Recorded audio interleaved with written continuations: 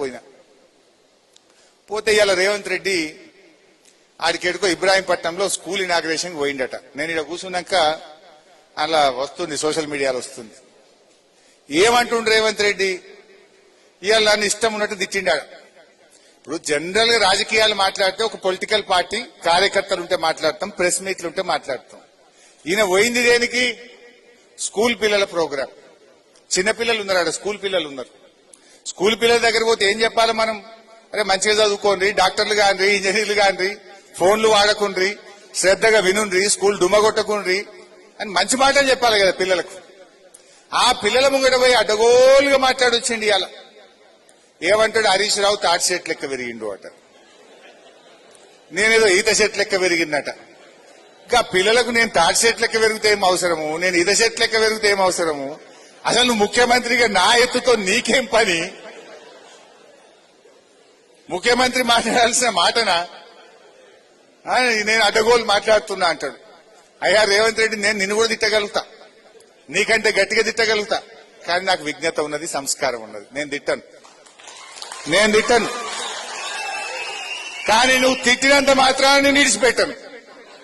నువ్వు నన్ను తిట్టామని నేను విడిచిపెట్టానా? అసలే విడిచిపెట్టా. ఇప్పుడు రేవంత్ రెడ్డి నేను తాటి చెట్టు లెక్క పెరిగినా ఎట్లా పెరిగినా అనేది అవసరం లేదు. ఇప్పుడు కావాల్సిందేంది? నువ్వు 45 రోజుల్లో వేస్తానన్న రైతు బంధు ఎప్పుడు ఇస్తావు? గది అడుగుతున్నా, దానికి సమాధానం చెప్పు నా రైతుల పక్షాన. రైతు బీమా ఆగిపోయింది, గా రైతు బీమా చేస్తావా చెయ్యవా? గాముచ్చట కావాలి. గాని నేను తాటి చెట్టు లెక్క పెరిగితే నీకు రైతులకేం అవసరం, నాకేం అవసరం, నీకేం అవసరం? అరే పంటలకు పోయిన యాసంగి బోనస్ ఎగ్గొట్టినావు, ఈ యాసంగి బోనస్ ఎగ్గొట్టినావు, గది ఇస్తావా ఇయ్యవా చెప్పు తప్ప నా ఎత్తుతో నీకేం పని? అరే పిల్లగాళ్లకు ఇవాళ ఫీజు రియంబర్స్మెంట్ ఇస్తలేవు.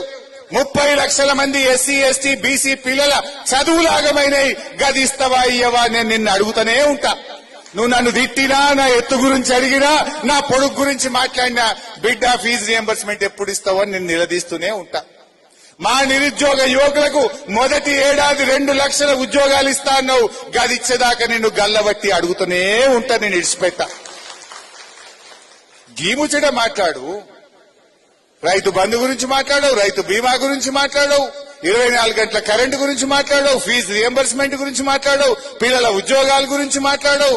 మా గౌడన్నలు 700 మంది చచ్చిపోతే వాళ్ళకు వచ్చే ఎక్స్గ్రేషియా ఇయ్యాలటికి రాలేదు. గౌడన్నల గురించి మాట్లాడవు, బీసీల గురించి మాట్లాడవు, ఎస్సీల గురించి మాట్లాడవు, ఎస్టీల గురించి మాట్లాడవు. నా ఎత్తు గురించి నీకేం అవసరం? దేవుడిచ్చిండు నేను గిట్ల పుట్టినా. దీన్ని పట్టుకొని మాట్లాడి తప్పించుకుంటా అనుకుంటున్నావా? నువ్వు నన్ను ఎంత తిట్టినా, నన్ను ఎంత గిల్లినా, నేను నీ స్కాములు బయట పెడుతూనే ఉంటా. నీ హామీలు అమలయ్యేదాకా నిన్ను ప్రశ్నిస్తూనే ఉంటా.